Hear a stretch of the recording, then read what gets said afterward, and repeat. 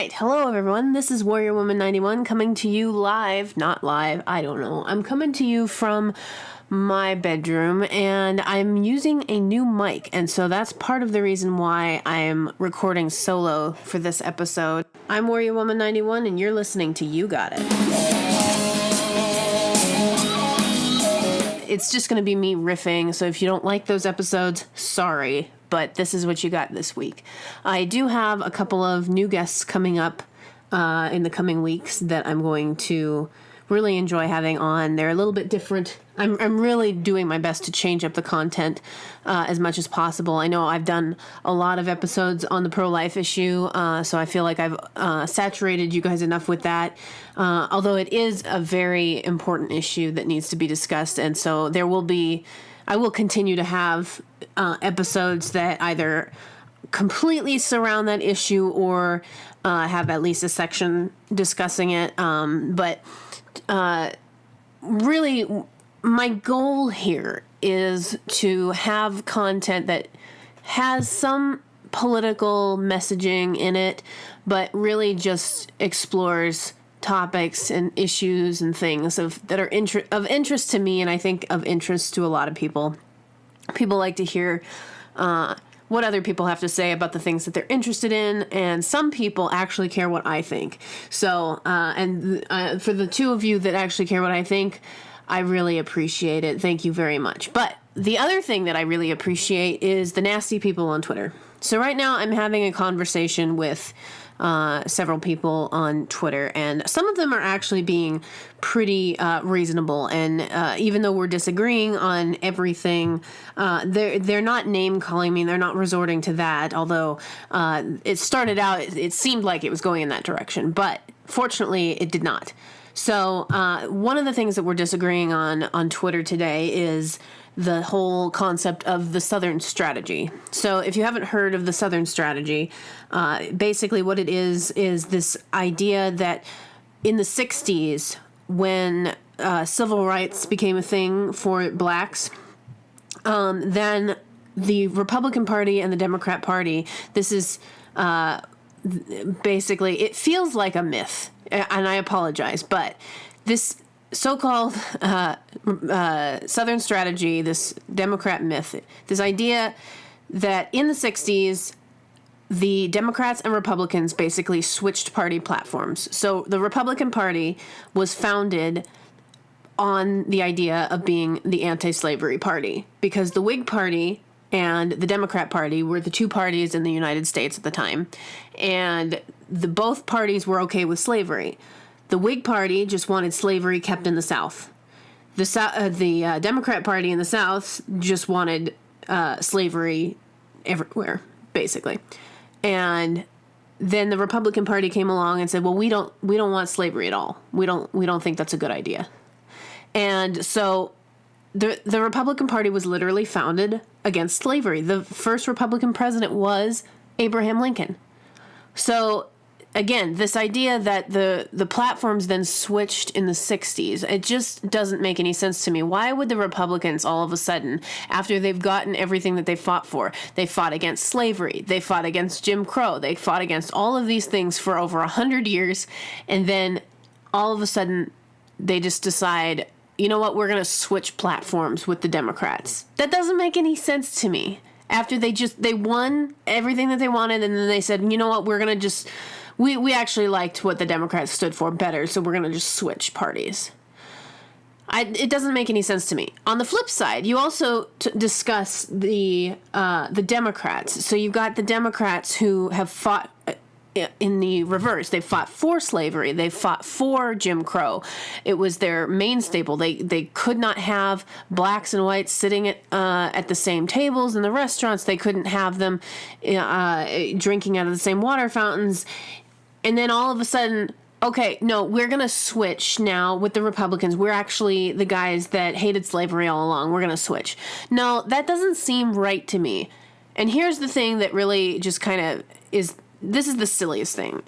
I think that most people, when they think about it in those terms, can actually realize that this is really quite silly. It's the Democrats trying to pull the wool over everyone else's eyes because they're ashamed of their history. They're ashamed that theirs was the party that championed slavery, that threw us into a war over it, that threw us into or maybe not over 100 years, but roughly 100 years of Jim Crow post the Civil War. Theirs was the party that did all those things. Not to mention, theirs was also the party that threw the Japanese into internment camps in World War II. That was a Democrat president that did that, and that was a Democrat Supreme Court that upheld it.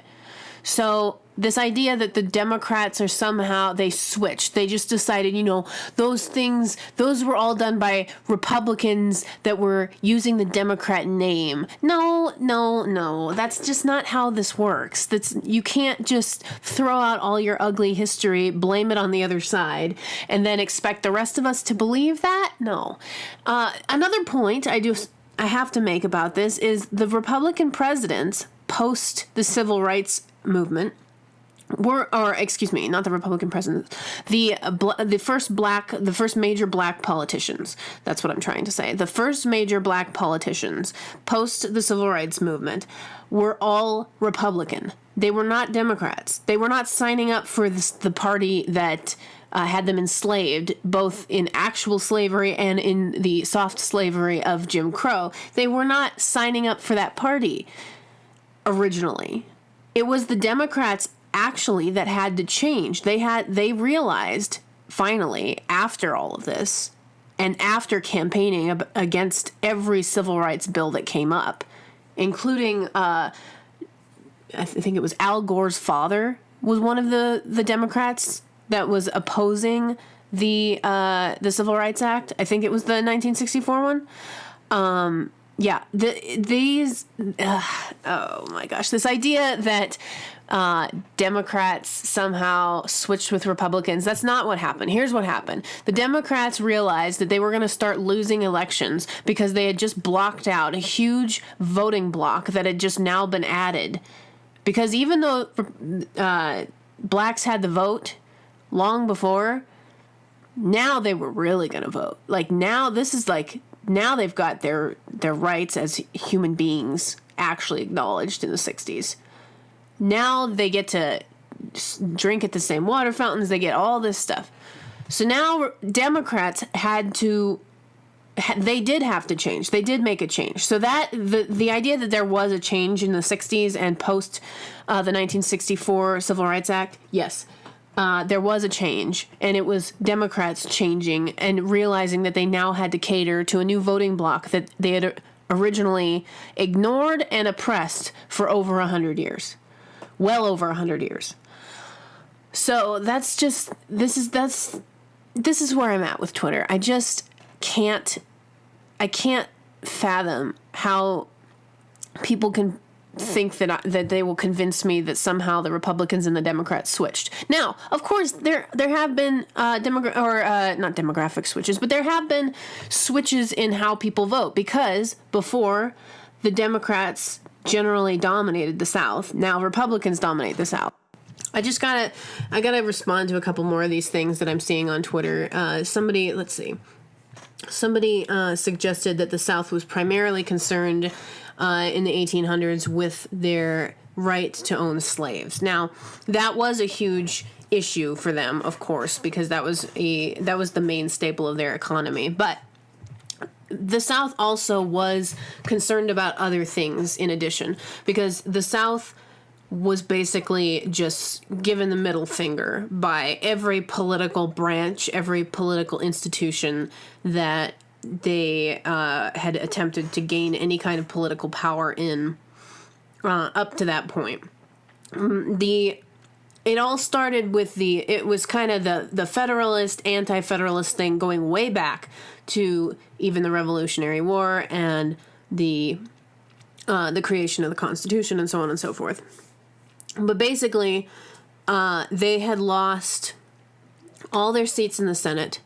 Not all, excuse me. They had lost their majority in the Senate. They had lost their majority in the House. They had lost the presidency. They had lost everything except for the Supreme Court.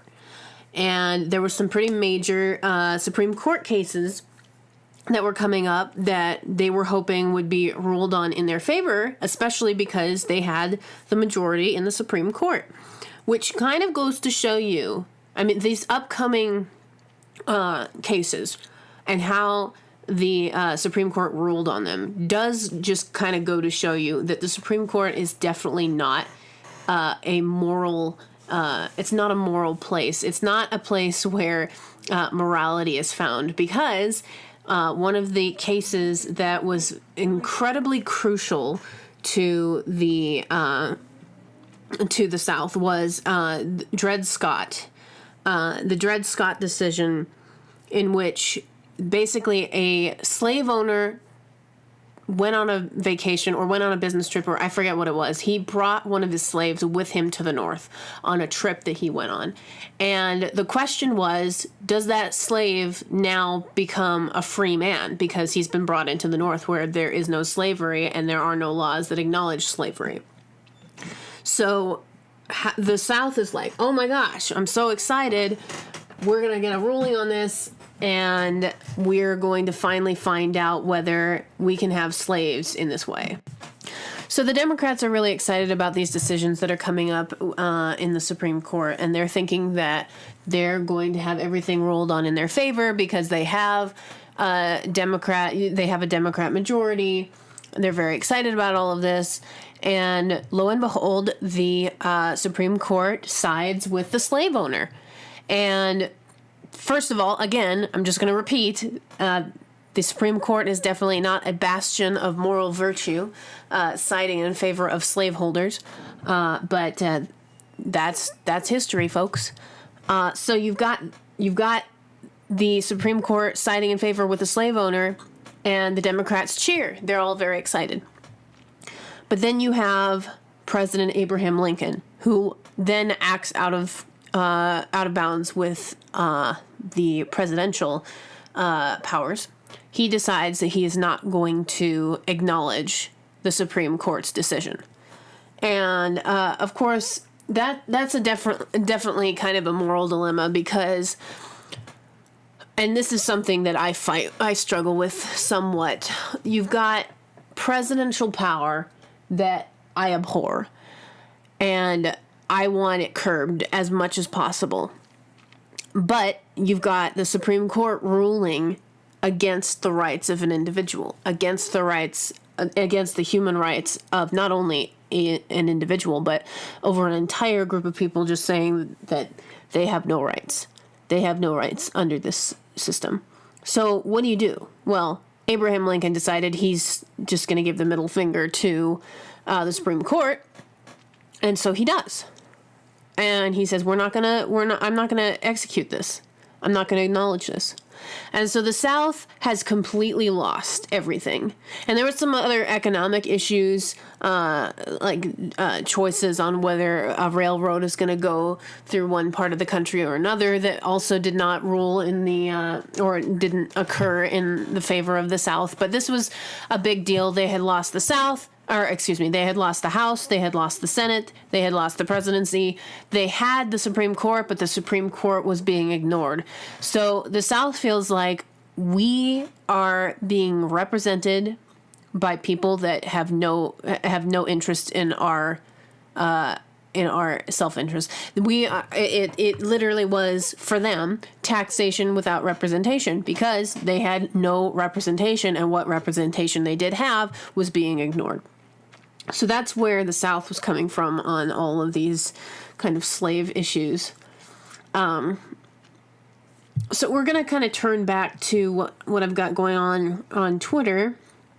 So that was just to say that the South was concerned about more than simply just slavery. They did have issues with representation. They had issues with states' rights. They had issues with a lot of different things, not just slavery. Slavery actually didn't come to the forefront until it looked like the North was going to lose.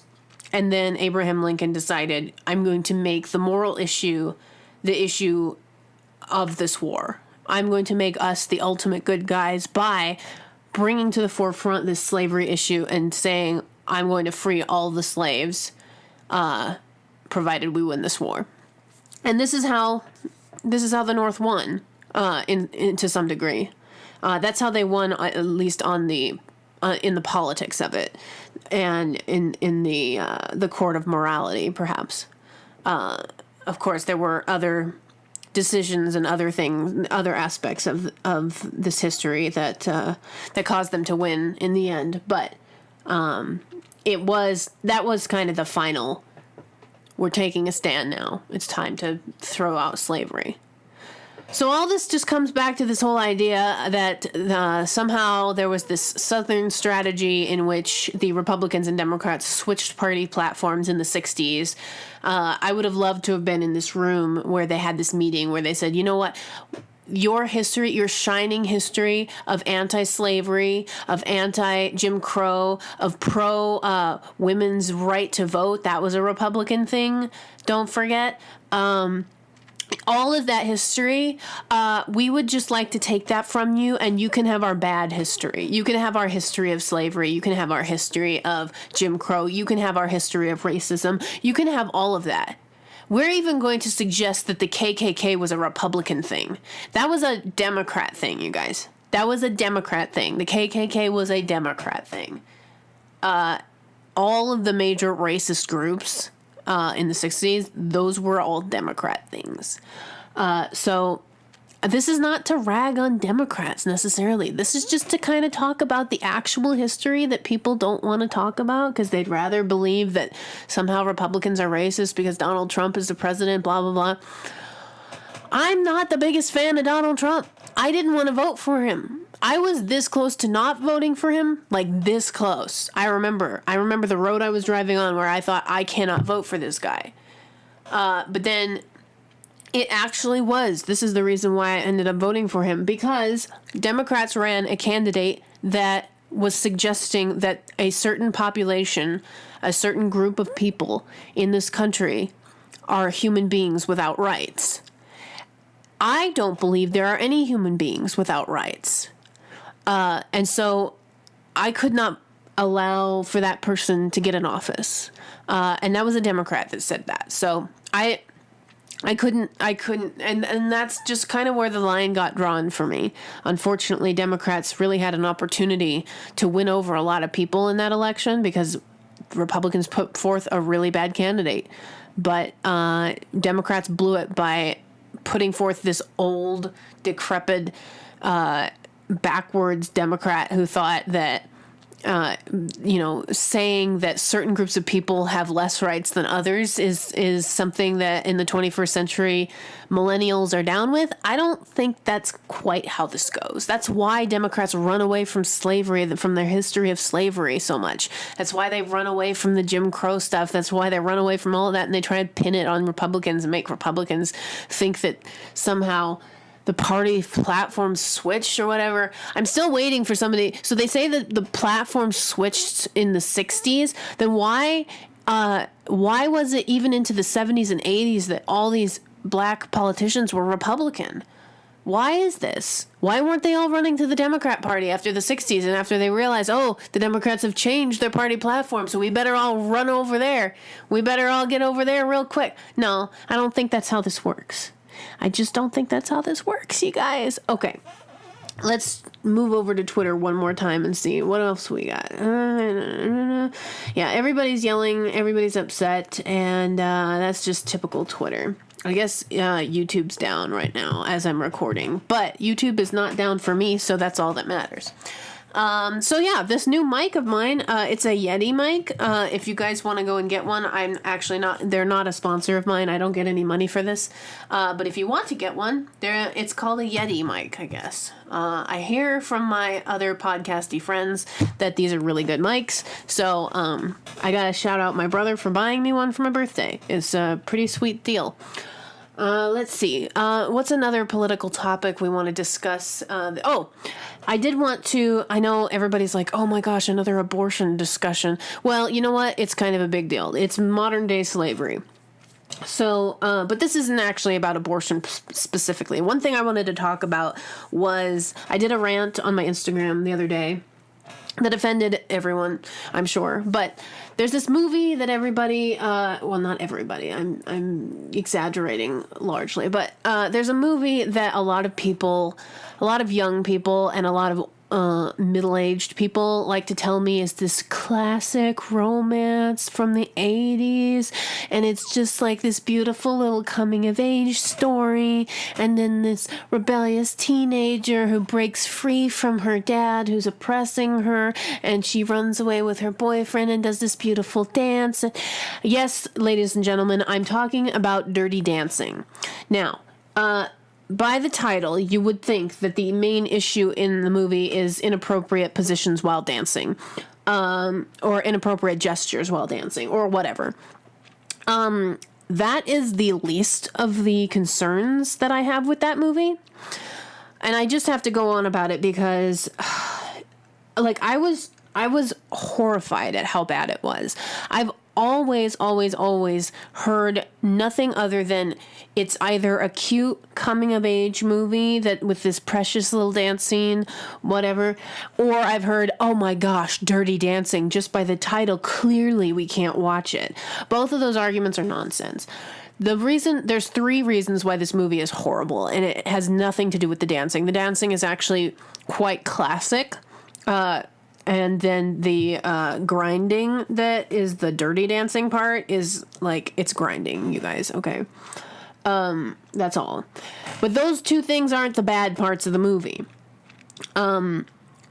The premise of the movie is about an underage girl who pays for another woman older than her to have an abortion. And while she goes and has this abortion, the underage girl says, I'll fill in for you on the dance floor. And that's how she learns to dance. She's trained to dance short notice, and she is put in that position and has to dance in this woman's place.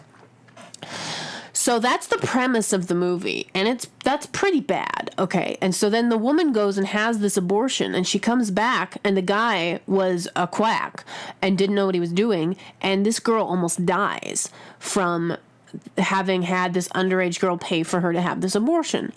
And then, so this is the second thing that ticked me off. So the underage girl's father, who lent her the money, not knowing what he was lending the money for, which, first of all, he's an idiot. And second, oh my gosh, I just get so frustrated with this. She goes running back to him afterwards, finding out this girl is dying from this abortion, this botched abortion. Although it wasn't necessarily botched because, it successfully killed a person.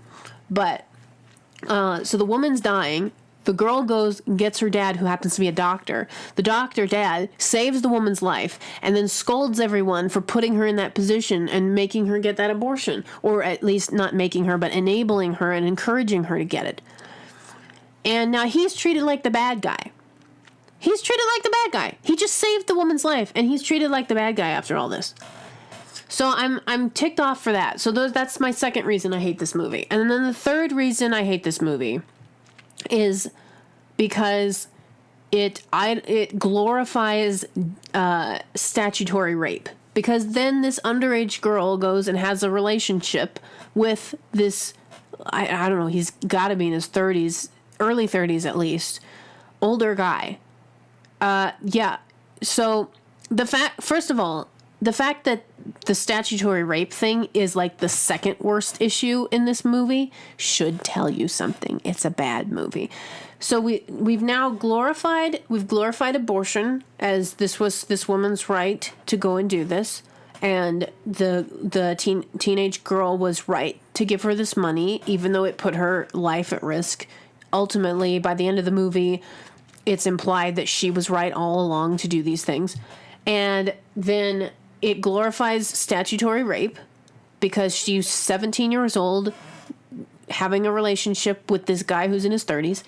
And then also it puts people who have objections to said things in a bad light. They're seen as backwards. They're seen as hateful. They're seen as not with the times or not having compassion. Nonsense. The character that had the problem with the abortion and that had the problem with the statutory rape, he was the guy who saved the woman's life after she almost died from the abortion. And he didn't stop and ask questions or say, oh my gosh, I don't think I can do this because I didn't agree with this person or whatever. He just went in and did it. So I just have a problem with all of these things. He didn't get paid for that either. She didn't pay him. Nothing. But, again, this is the cute little coming of age story. Nobody puts baby in a corner, if you get what I mean. Yeah, it's bad. It's a bad movie. Terrible movie. The dancing has nothing to do with it. Like, the dancing is a side show, literally, with all of the other things that were wrong with this movie. It's terrible, terrible, terrible. It's also, there's a lot of people idolize this movie largely because of The Last Dance and because the leading actor, I guess, passed away prematurely, blah, blah, blah. People idolize this movie and glorify these things, blah, blah, blah. But it's got a lot of cliches. Like, it's a very cliched movie. The dialogue is really not that good. It's just, the situations are very cliche. The characters just have these block of wood type. I guess Patrick Swayze, the guy who died, I guess he's an okay actor. The girl is a little stiff, I find her. I can't remember what the name of that actress is. I can't remember the actress's name. Jennifer or something. I can't remember. Jennifer Grey, I think. I find her a little stiff. I find her non-emotive. I think the only decent actor they had was Patrick Swayze. And, again, it was a terrible movie. So, sorry, man, that you were in that terrible movie. But, yeah. I just had to riff on that because I was quite offended. I'm offended by all the people that say it's a good movie, that it's a coming of age movie, that it's a cute little teenage romance, and then it preps you for real life, and it turns you around and it gives you a new perspective on how other people live and the kinds of and poverty versus wealth and all of that. And so I'm offended by all those people who say it's good for those reasons, and I'm also offended by all the people who say, oh, it's bad because there's dirty dancing in it, because the title is called Dirty Dancing and there's grinding in it. Okay, there's way worse movies to watch, but not on those topics. That movie is worse than most rated R movies I've ever seen, and it's not rated R. So I'm just telling you, this is just how I feel about Dirty Dancing, and never watch that movie unless you want your brain melted and smashed like a lime. And yeah, that's where I'm at with it. I actually thought that Saturday Night Fever, which is also a notoriously risque movie, to say the least, I thought that movie was actually better on a moral level than Dirty Dancing. And even though that movie is actually rated R, that movie actually has nudity, that movie actually has graphic sexual scenes in it. At the end, the main character seems to learn a lesson. He seems to come to a point where he says, okay, all of this is bad. I need to get out of this situation and try and make something of myself. And that's kind of where we're left at the end of that movie. So even though there are worse thematic elements in that movie, the character comes and he learns a lesson at the end. This other movie, the girl is made to be like, oh, she was the one who was morally justified in all of the things that she did. Even if they were wrong, she was the one who was morally justified all of this time. And that's why I have such a problem with that movie, because it's this sanctimonious, she can do no wrong because she's the princess, even though all these people get hurt and whatever else. It's just, I can't stand it. I'm sorry, everyone. I'm riffing. But this is what you're here for. This is why I have people listen to the show. So, anything else that I need to discuss? Those are the two things that are on my mind for today. There could be other things if I go and look at Twitter really quick. Yeah, that's pretty much, those are the main things. I did want to say something about this Trump John McCain ship being covered when he went to Japan. Apparently Trump had a staffer that thought that, Trump might not want to see the USS John McCain when he comes to Japan, so I'm going to tell everybody to put a tarp up over the name John McCain so he doesn't see it. That is the stupidest thing I've ever heard. Why would you think that this was a good idea? You just made Trump's job that much more difficult, dealing with the bad press that he already gets. Why would you do something like that? Why? It doesn't. I don't know. Why do people are dumb? And then, so he just set up Trump for another potential gaffe, and of course Trump has he's got his note cards that he flips through for, okay, how should I respond to this situation? And he's got little extra tabs on the cards that say worst response you could give. And then he pulls out the card that says worst response you could give, and he reads it to the press. And so Trump's response was, yeah, I didn't order it, but the guy meant well. Oh my gosh, what did you just do? And this is the stupidest thing for somebody to have become a controversy. The staffer should never have thought that was a good idea. Trump should never have thought that was a good response. But here's the other thing, and this is something we talked about during the Obama administration. The kind of culture that you set for people in your administration. So, for example, when Obama was blaming the low-level staffer in Cincinnati for the scandal involving the 501c3 nonprofits not getting conservative groups being discriminated and not getting their nonprofit status, and he was blaming the Cincinnati employee or any other employee that didn't have any direct connection to Obama.